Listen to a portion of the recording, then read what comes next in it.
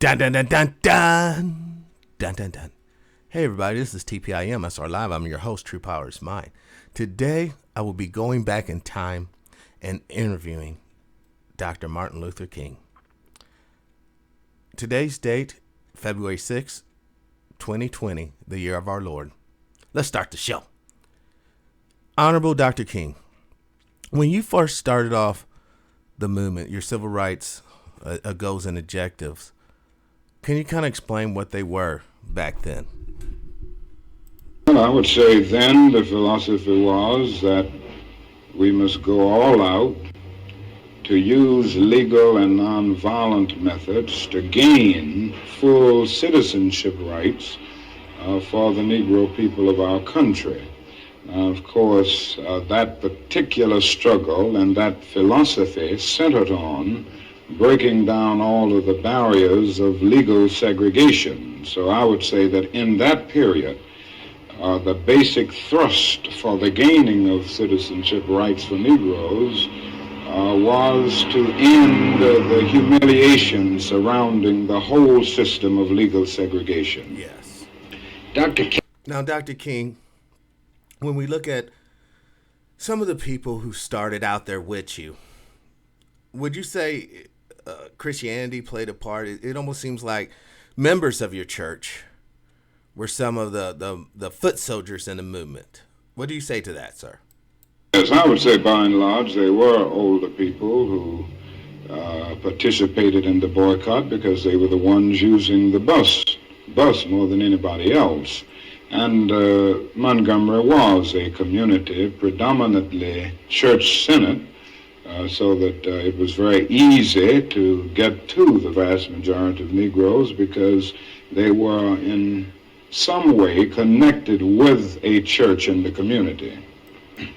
Now, Dr. King, I know that you went nonviolent, sir, but what do you think would have happened if black folks would have been violent? If they would, instead of getting beat over the head and the dogs and the water cannon, they said, no, we're going to grab some guns or whatever and try to attack, the angry white folks at the time. What do you think would have happened?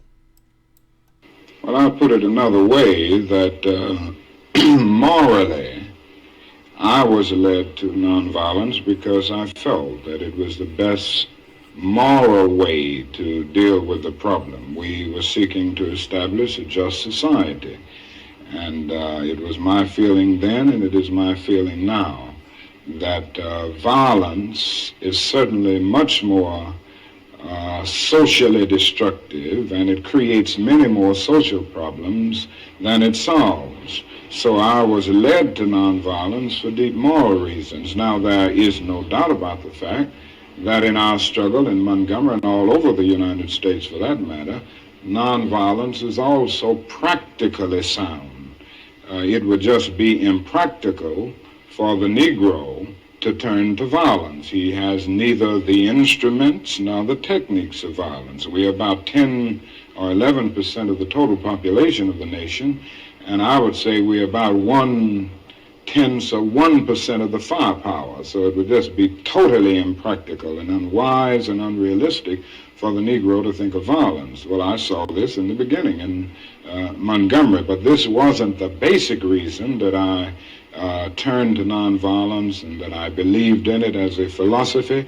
I turned to it because I felt that it was the morally excellent way to deal with the problem of racial injustice in our country.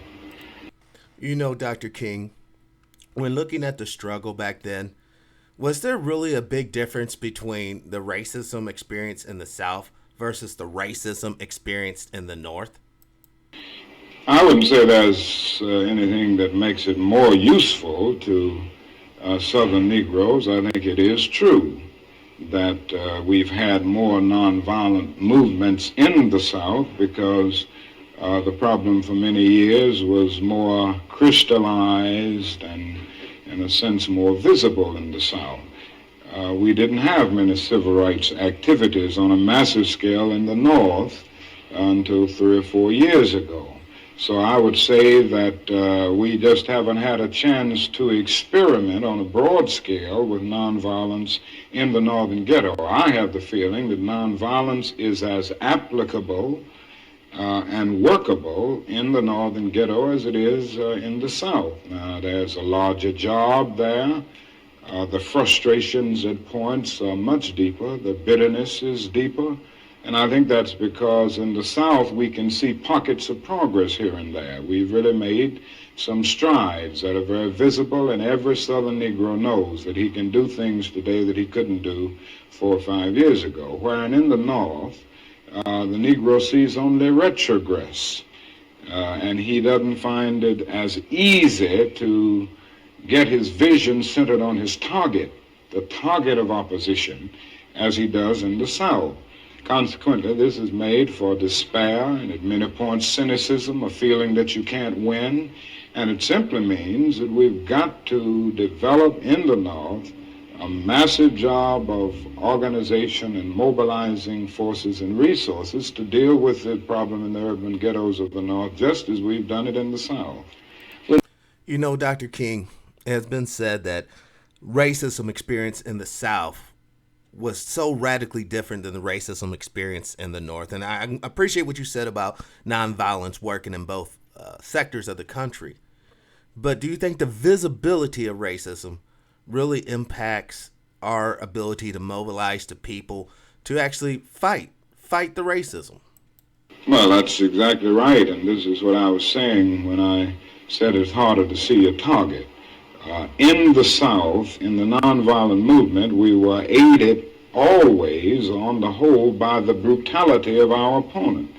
It isn't the same way in the North. The other thing is that you don't have legal segregation in the North as you do in the South. So it is much more difficult to get people to see exactly what you're doing, but it isn't an impossible job.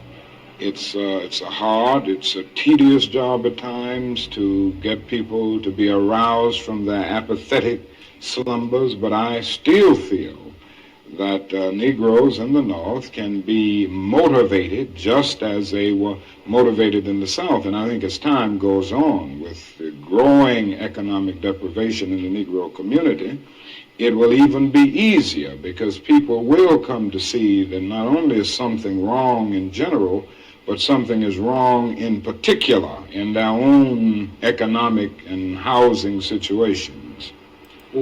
Well, then, Dr. King, that being said, seeing how the North is overtly, or the South is overtly racist and the North is covertly racist, how does one begin to identify, I guess, who has targeted you for oppression and discrimination and hate?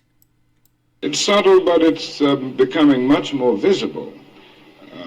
Anybody can see that the schools are more segregated in the North today than they were in 1954 when the Supreme Court rendered its decision declaring segregation unconstitutional. Anybody can look around the ghetto and see that ghetto schools are predominantly segregated and devoid of quality.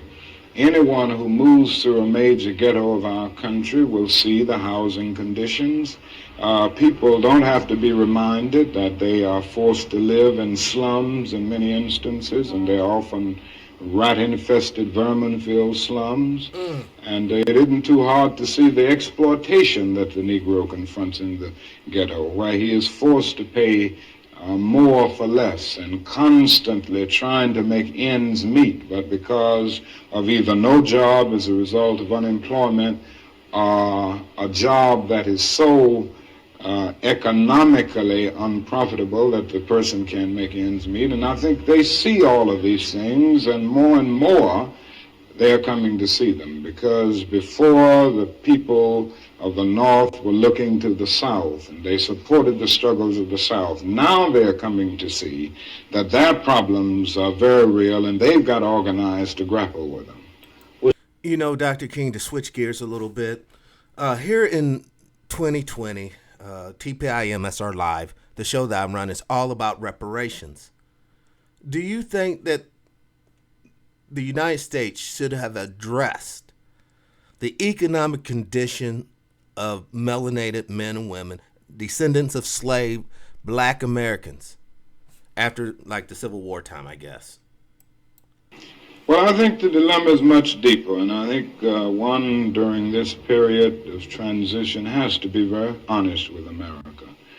And honesty impels me to admit that America has broad racist elements still alive. Racism is still existing in American society in many areas of the society, North and South.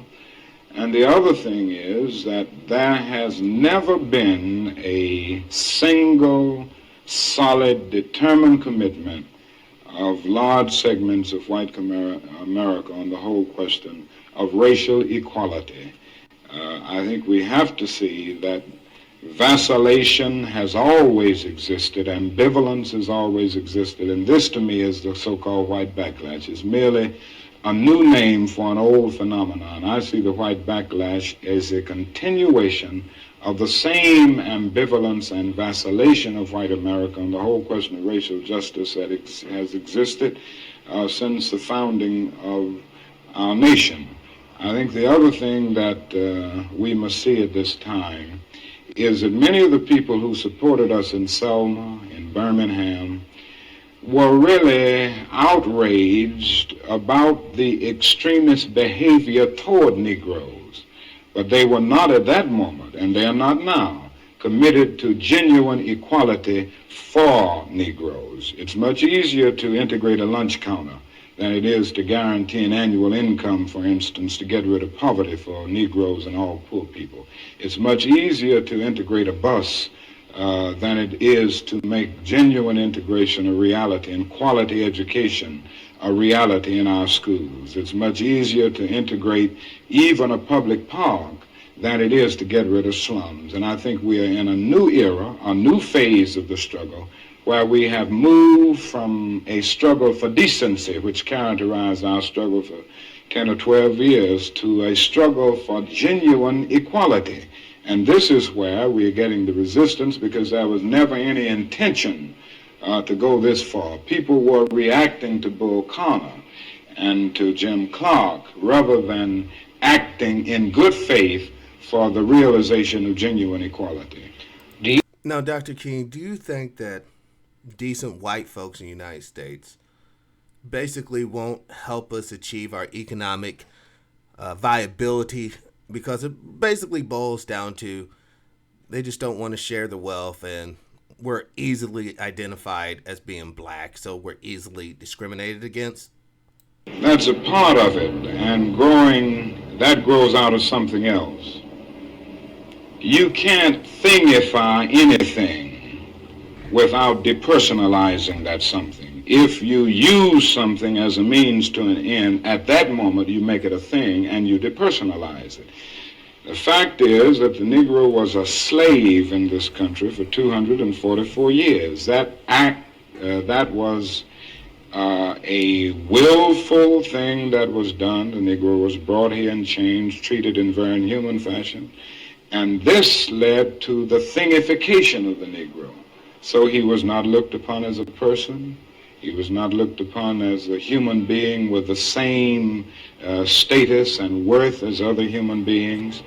And the other thing is that human beings cannot continue to do wrong without eventually rationalizing that wrong. So slavery was justified morally, biologically, theoretically, scientifically, everything else. And it seems to me that white America must see that no other ethnic group has been a slave on American soil. That is one thing that other immigrant groups haven't had to face. The other thing is that the color became a stigma. American society made the Negro's color a stigma, and that can never be overlooked. So I think these things are absolutely necessary. The other thing is that America freed the slaves in 1863 through the Emancipation Proclamation of Abraham Lincoln, but gave the slaves no land or nothing in reality, and as a matter of fact, to get started on. At the same time, America was giving away millions of acres of land in the West and the Midwest, which meant that there was a willingness to give the white peasants from Europe an economic base. And yet it refused to give its black peasants from Africa, who came here involuntarily in chains and had worked free for 244 years, any kind of economic base. And so emancipation for the Negro was really freedom to hunger. It was freedom to the winds and rains of heaven. It was freedom without food to eat or land to cultivate, and therefore it was freedom and famine at the same time. And when white Americans tell the Negro to lift himself by his own bootstraps, they don't look over the legacy of slavery and segregation. I believe we ought to do all we can and seek to lift ourselves by our own bootstraps. But it's a cruel jest to say to a bootless man that he ought to lift himself by his own bootstraps. And many Negroes, by the thousands and millions, have been left bootless as a result of all of these years of oppression and as a result of a society that deliberately made his color a stigma and something worthless and degrading. Now, Dr. King, just to switch up gears a little bit, when you recognized that we were going to war in Vietnam, Southeast Asia, or the war in Asia or whatever, did you really realize how much that would impact that famous speech you gave, I Have a Dream? And do you think that white folks were unwilling to give free black American citizens economic viability, like in the form of reparations or some sort of tangible? No, I didn't envision that then. I must confess that that period was a great period of hope for me.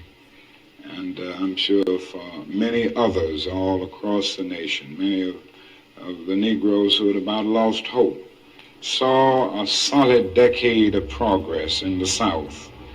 And in 1954, which was, 64, 1963, 9 years after the Supreme Court's decision to be in the March on Washington, meant a great deal. It was a high moment, a great watershed moment. But I must confess that that dream that I had that day has at many points turned into a nightmare. Now, I'm not one to lose hope. I keep on hoping. I still have faith in the future. But I've had to analyze many things over the last few years, and I would say over the last few months. I've gone through a lot of soul-searching and agonizing moments, and I've come to see that we have many more difficult days ahead, and some of the old optimism was a little superficial, and now it must be tempered with a solid realism. And I think the realistic fact is that we still have a long, long way to go. Thank you all for watching this show. Live your life with integrity without hate, envy, or greed. And as always, brothers and sisters, please, please, please, let's try to be kinder to each other. Peace and power, unity and victory, dignity and respect, liberation. I'm out.